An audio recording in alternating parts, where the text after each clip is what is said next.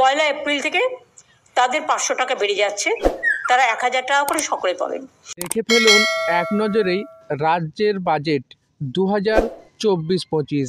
এই রাজ্যের বাজেটে কোথায় কত টাকা করে এই বাজেট হলো তা বিস্তারিত তথ্য দেখে নেব, এবং কোথায় কত টাকা করে বাড়লো, কোন কোন প্রকল্পর টাকা বাড়ানো হয়েছে তা নিয়ে আজকের ভিডিও।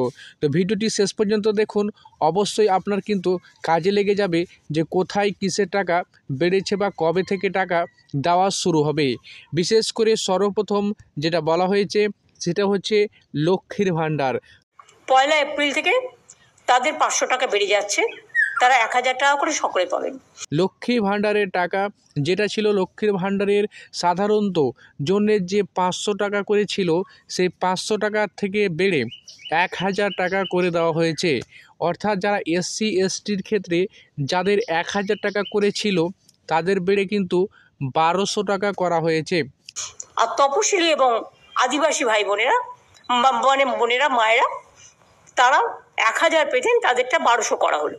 অর্থাৎ লক্ষ্মী ভাণ্ডারের টাকা যার যত টাকা ছিল তা কিন্তু বেড়েছে। অর্থাৎ SC STদের বেড়েছে 200 টাকা, এবং যারা জেনারেল বাকি যারা রয়েছে তাদের জন্য কিন্তু বেড়েছে 500 টাকা, দিয়ে তাদের হয়েছে 1000 টাকা, এবং হয়েছে SC STদের ক্ষেত্রে হয়েছে 1200 টাকা। তা 100 দিনের টাকা। তারপরেই রয়েছে বঞ্চিত যে 100 দিনের টাকা। এই 100 দিনের টাকার জন্যে যাদের বঞ্চিত রয়েছে তাদের ক্ষেত্রে 3700 কোটি টাকা বরাদ্দ। অর্থাৎ 100 দিনের টাকা যারা কাজ করে রেখেছেন, সেই 100 দিনের টাকা কিন্তু পেমেন্ট হবে। 21 লক্ষ মজদুরকে যাদের টাকা কেন্দ্রীয় সরকার দেয়নি, আগামী 21শে ফেব্রুয়ারি তাদের টাকা তাদের ব্যাংক অ্যাকাউন্টে চলে যাবে, রাজ্য সরকার দেবে। এবং তারপরে রয়েছে যারা রয়েছে সিভিক ভলেন্টিয়ার, অর্থাৎ সিভিক ভলেন্টিয়ার এবং যারা রয়েছে ভিলেজ পুলিশ, তাদের ক্ষেত্রে কিন্তু 1000 টাকা করে বেতন বৃদ্ধির ঘোষণা। তাদেরও কিন্তু ভিলেজ পুলিশ এবং সিভিক ভলেন্টিয়ারদের বেতন কিন্তু বাড়ানো হলো।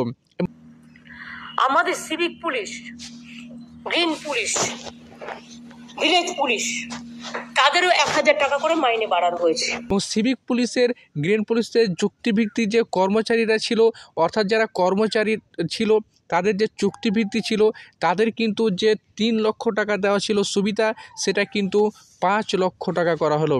অর্থাৎ 5 লক্ষ টাকা করে তাদের কিন্তু যে সুবিধাটা পেতেন 3 লক্ষ টাকা, সেটা কিন্তু 5 লক্ষর সুবিধা পাবে।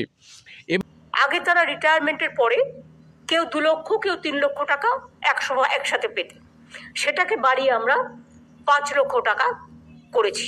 এবং তারপরেই রয়েছে রাজ্য সরকারি কর্মচারীদের জন্যে যে আরও 4% ডিএ বাড়ানো হলো। 2024-এ কিন্তু যে রাজ্যের কর্মচারীরা যে 4% ডিএ কিন্তু পাবে।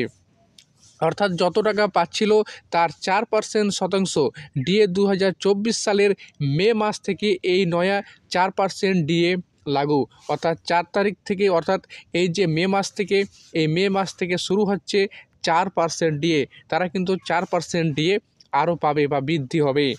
এবং তার সমুদ্র সাথী যে নতুন প্রকল্প রয়েছে সমুদ্র সাথী, এই সমুদ্র সাথীতে কিন্তু রয়েছে টাকা ব্যয় গঙ্গাসাগর সেতু। অর্থাৎ গঙ্গাসাগর সেতুর উপরে 1200 কোটি টাকা কিন্তু ব্যয় করা হয়েছে। তারপরে রয়েছে হালুক এবং খাদি শিল্পের সঙ্গে যুক্ত তাঁত শিল্পদের জন্য নতুন প্রকল্পের ঘোষণা। তাদের যে মিড ডে মিলে যারা রান্না করেন তারা 10 মাস টাকা পান, 2 মাস পান না, স্কুল যখন বন্ধ থাকে। আগেও 500 টাকা বাড়িয়েছিলাম, আবার 500 টাকা তাদের জন্য বাড়ালাম। মিড ডে মিল যেটা রয়েছে, সরকারি যে মিড ডে মিল স্কুলে রান্না করে তাদের ক্ষেত্রেও কিন্তু বৃদ্ধি করা হয়েছে। এখানে মিড ডে মিল রাঁধুনি যারা রয়েছে সহায়তা যে 500 টাকার ভাতা বৃদ্ধি ঘোষণা, তাদের যে 500 টাকা করে ছিল ভাতা, তাদের বৃদ্ধি ঘোষণা। রাজ্যিক যারা ছিল চুক্তিভিত্তিক যে ভিত্তিতে রাজ্য সরকারি গ্রুপ সি এবং গ্রুপ ডিএ কর্মীর বেতন যথাযথভাবে 3 থেকে 3500 টাকা বৃদ্ধি। তাদেরও কিন্তু যারা চুক্তিভিত্তিক যারা চাকরি করছেন তাদেরও কিন্তু 3 থেকে 3500 টাকা বেতন তাদের কিন্তু বৃদ্ধি হয়েছে।